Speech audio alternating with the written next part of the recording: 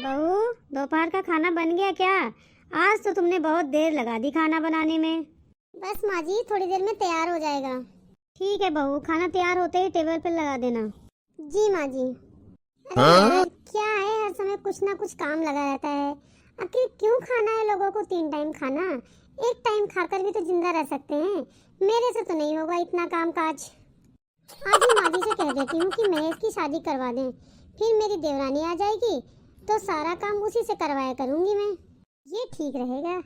माँ जी। हाँ बोलो बहू। माँ जी, हमें महेश की शादी कर देनी चाहिए। बात तो तुम ठीक कह रही हो बहू, महेश की शादी हो जानी चाहिए। जी माँ जी। अब देवर जी तो खुद से कहेंगे नहीं, पर मैं उनकी भाभी हूँ ना, मुझे लगता है कि मेरा फर्ज है कहना। आखिर अब तो कमाने भी लगे हैं ना वो, यही सही वक्त है, शादी करा देनी चाहिए। ठीक है बहू, मैं महेश से बात करती हूँ। मेरी आज दूसरी बहू आ गई, मुझे बहुत खुशी है। हाँ माँ जी, खुश तो मैं भी बहुत हूँ आज। अब मैं जिठानी जो बन गई हूँ। हाँ बिल्कुल बहू। अब तो मैं आराम से देवरानी जी के ऊपर हुक्म चलाऊंगी, सारे काम उसी से करवाऊंगी। जाओ बहू, तुम लोग भी आराम करो। रुचि, हो रुचि, जरा मेरे सिर में तेल तो डाल दे, बहुत दर्द हो रहा है। अरे कहाँ रह गई? जी माँ जी, आई। अब मैं ये सारे काम नहीं करने वाली हूँ, अभी मैं मोना को बुलाती हूँ। मोना, ओ मोना, अरे ओ छोटी बहू। जी दीदी, क्या हुआ? अरे मोना, जरा जाकर माँ जी के सिर में तेल तो डाल दे। लेकिन दीदी, माँ जी तो आपको बुला रही थी। हाँ मैं जा रही थी, लेकिन तभी मुझे ना जोरों के चक्कर आने लगे, और माँ जी को मना भी तो नहीं कर सकते हैं, इसलिए मैंने तुझे बुला लिया। अब वैसे भी तुम घर में छोटी बहू हो, अगर माँ जी की सेवा करोगी तो तुम्हें घर में ज्यादा मान मिलेगा और तुम माँ जी की फेवरेट बहू बन जाओगी। सच में दीदी, मैं अभी जाती हूँ, माँ जी के सिर में तेल लगा देती हूँ और आप आराम करिए। आप कितनी अच्छी हो दीदी, अपनी देवरानी के लिए इतना सोचती हो, ऐसी जिठानी सबको मिले। ठीक है दीदी, मैं जाती हूँ। कितनी पागल है, मुझे क्या, बस भगवान ऐसी देवरानी सबको देना। मैं तो चली अब सोने। मोना तो गई माँ जी के सिर में तेल डालने।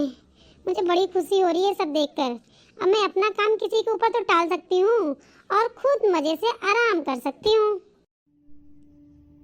खाना बनाने का टाइम हो गया है, एक काम करती हूँ, अपने हाथ में पट्टी बांध लेती हूँ और मोना से कह दूंगी मुझे चोट लग गई है, खाना तू ही बना ले आज।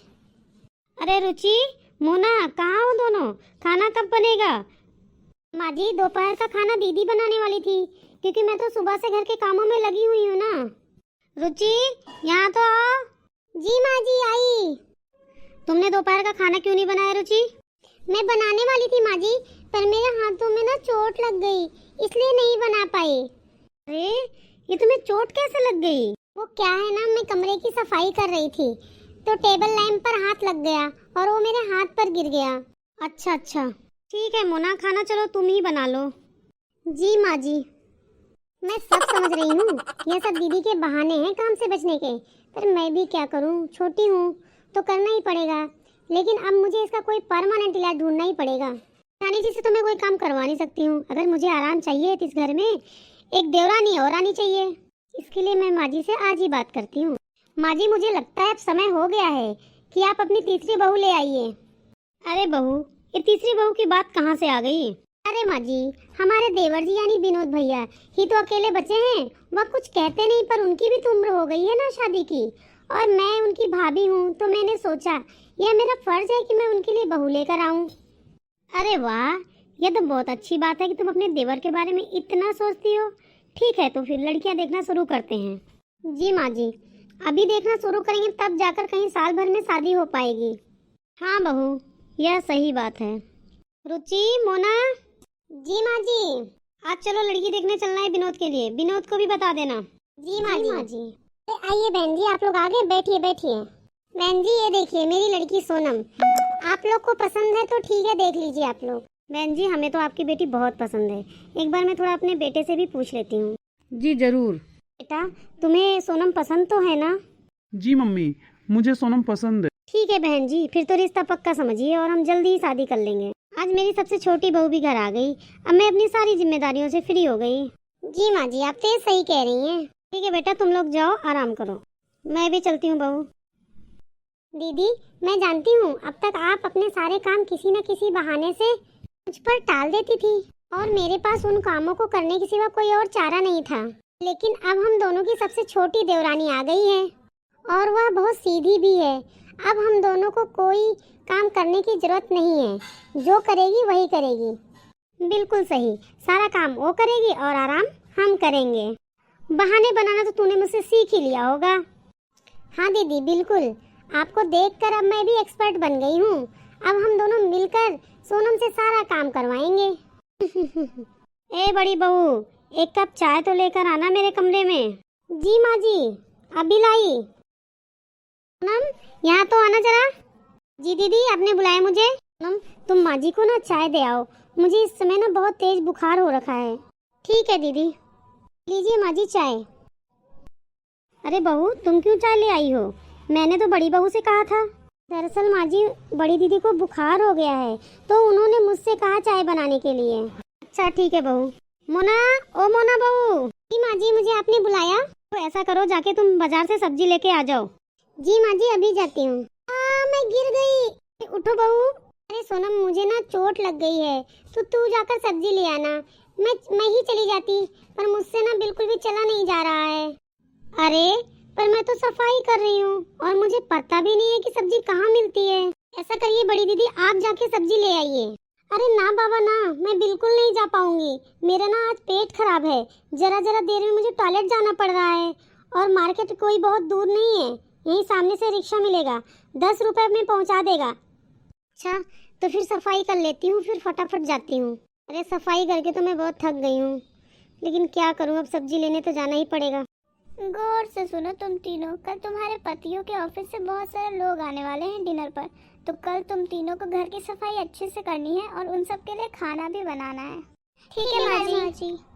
अरे दीदी, माँ जी ने तो कल के लिए बहुत सारा काम बता दिया। अरे तू चिंता क्यों करती है, हमेशा की तरह ये सारा काम भी सोनम ही करेगी। तू बस अच्छा सा कोई बहाना सोच लेना।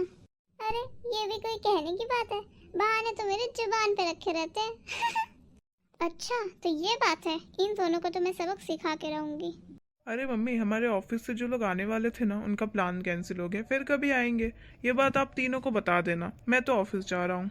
हाँ ठीक है बेटा, पर आज मैं अपनी आलसी बहुओं को सबक तो जरूर सिखाऊंगी। रुचि, मोना, सोनम, अरे यहाँ आओ। जी माँ जी। जी माँ जी। जी माँ जी।